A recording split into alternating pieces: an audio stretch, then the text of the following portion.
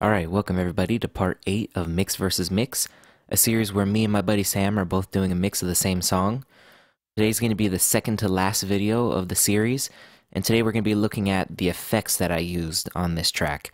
And sometimes I use a lot of effects, but in this track I didn't really use all that many. So basically what I've used as far as my effects send and returns is I have a vocal delay, a snare reverb, a guitar delay, and a reverb for the strings. And then something that you've probably seen me do a lot of times is I'll make this pre-master bus that goes right before my master fader, and I will come in and I'll put a reverb on the entire mix, and I'll have it really low, but it really gives it a nice sense of space. Then other than that, I think on the electric guitars, the ambient ones, I used a little bit of chorusing with the little micro shift. So what I'll go ahead and do is I'll play the mix, I'll solo some things, like the guitars and stuff, and I'll turn these effects off and bring them back in so you can hear the sense of space that they're giving. And I'll probably stop in between and talk about the individual effects, and then we'll talk about the overall idea at the end. So let's listen to some audio examples here, and I'll start with that pre-master reverb so you can hear the difference in spatiality. Okay, so let's go ahead and get started.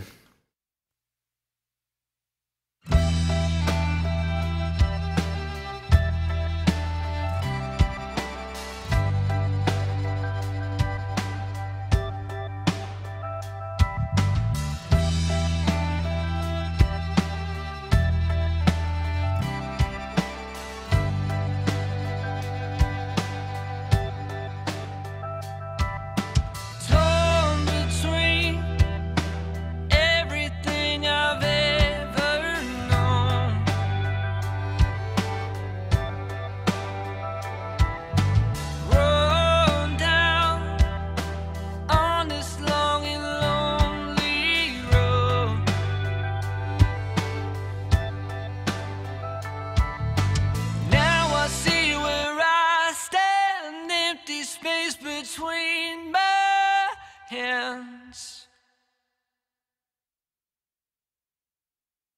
finally feel that last memories from my past.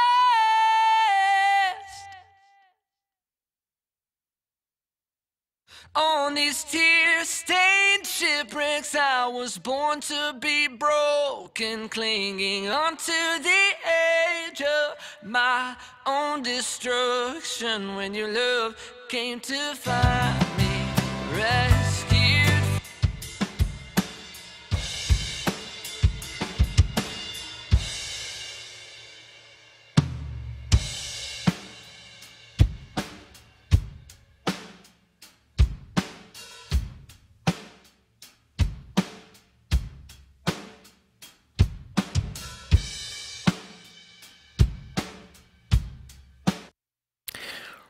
Real quick, just listen to the snare reverb. I'm gonna turn it up a little bit.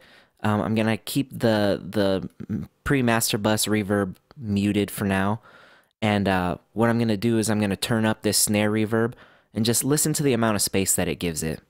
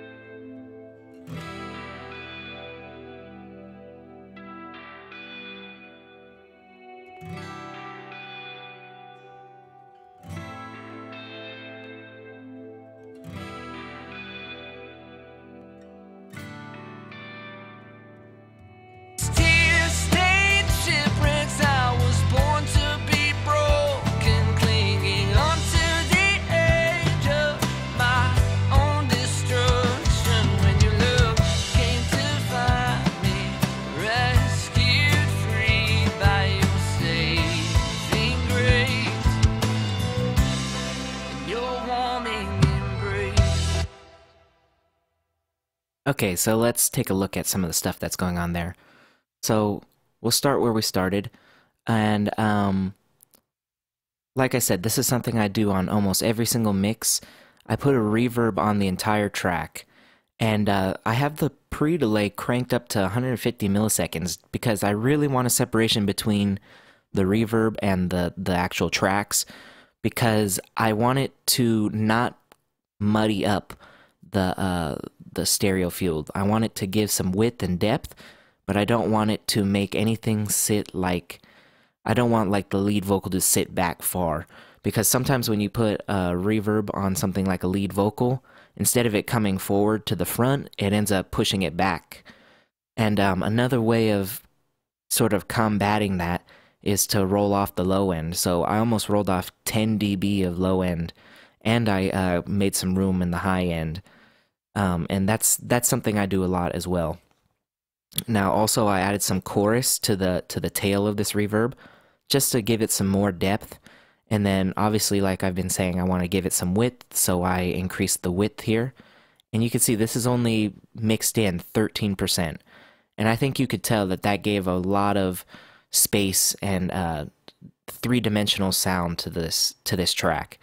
And I actually don't have a reverb on the lead vocal. The only reverb you're hearing is coming through this this reverb on the entire mix. And the vocal delay here also kind of makes it have somewhat of a reverb sound. And what I did was I made a stereo return, and on the left side I have a quarter note delay, and on the right side I have an eighth note delay. And that really just gives it a nice sense of space, and it kind of plays off each other.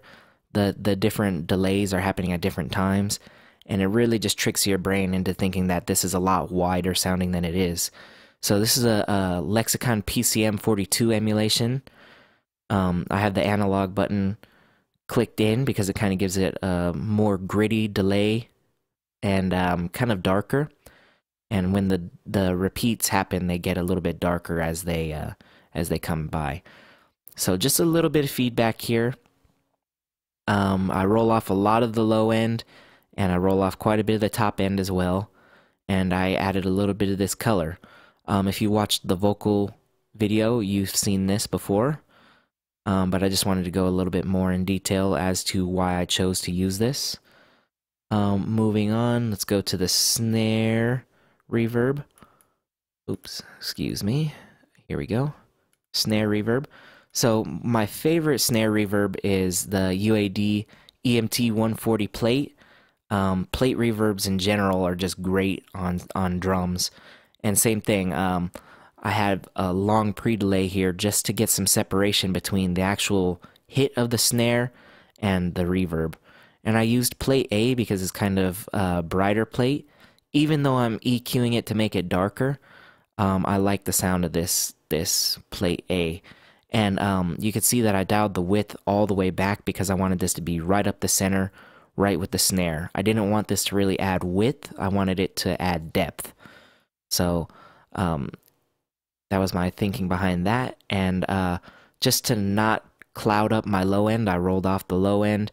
And to make it not so bright, I rolled off the top end. I like the color of the bright plate, but I don't want it to eat up my high end. And then I just dialed it back. So real simple there. The string reverb is one of my favorite sounding reverbs. And this is just a preset that comes here in the Verb Suite Classics called Lush Orchestra. And I actually have all the strings as well as the keys being sent to this, as well as the synth. And this just really, really opens it up.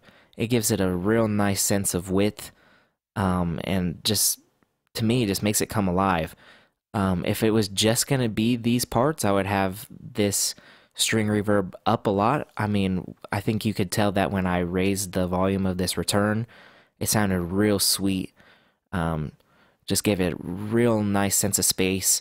But as far as in the entire mix, kind of too much space in my opinion. So that's why I have it dialed down so much.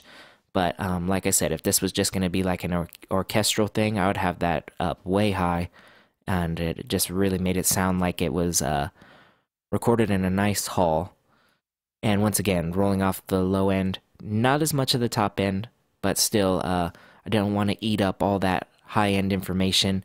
I'd rather have the source sound use that source information.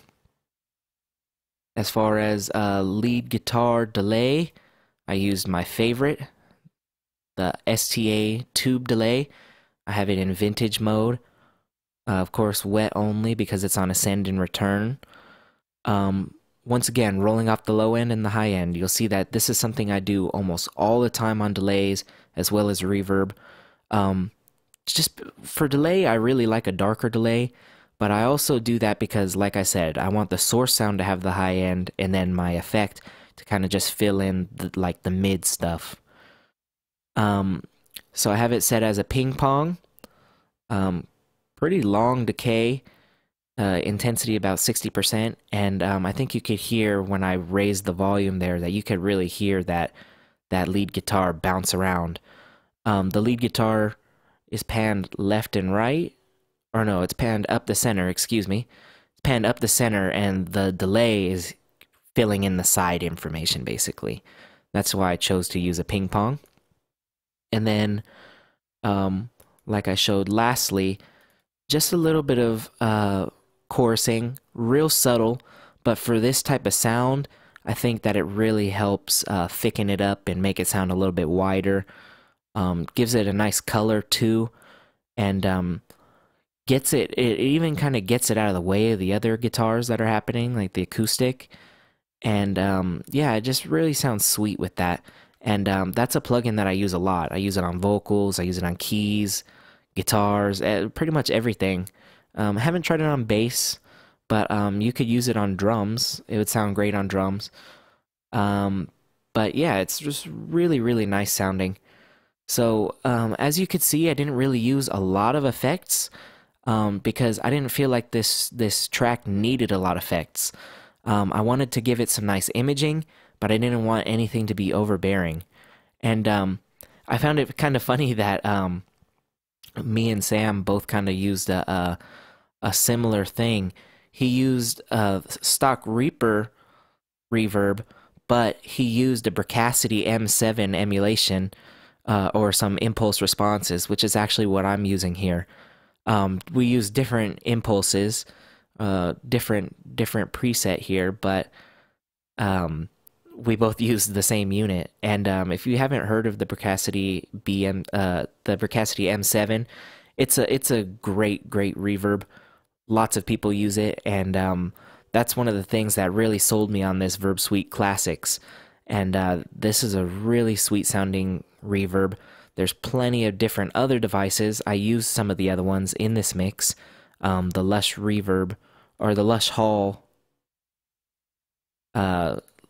Lush Orchestra, excuse me, is a different emulation. As you can see, FG6000, which I think, correct me if I'm wrong, I think that's a Sony unit.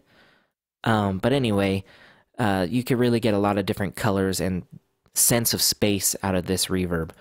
So that's quickly becoming my favorite reverb. And yeah, just as you can see, 2 reverbs, well, 3 in actuality, 3 reverbs, 2 delays, and then a little bit of chorusing on a couple guitars. And it just really added a lot of space to it. So next time, we're going to take a look at some automation that I'm going to do. We're going to look at the limiter that I chose to do. And then we're also going to do a comparison between my mix and Sam's mix, which I think is going to be really fun because we definitely have 2 different sounding mixes.